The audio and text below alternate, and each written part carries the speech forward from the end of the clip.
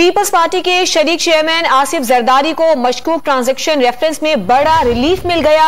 Islamabad high court ने एहतसाब अदालत को मजीद कार्रवाई से रोक दिया है। इस पर बात करेंगे डॉन न्यूज के नुमाइंदे ताहिर शेरानी से। ताहिर, बताइएगा इस हवाले से क्या अपडेट्स मौसूल हो रही हैं?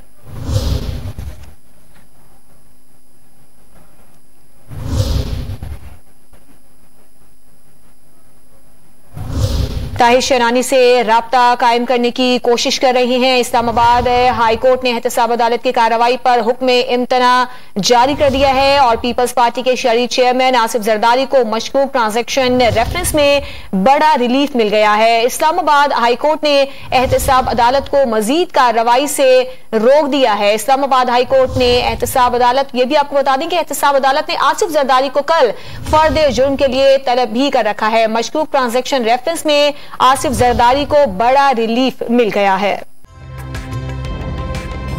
ताजा तरीन वीडियोस के लिए हमारा YouTube चैनल सब्सक्राइब करके बेल आइकन प्रेस करिए ताकि आपको मिले हर अपडेट सबसे पहले।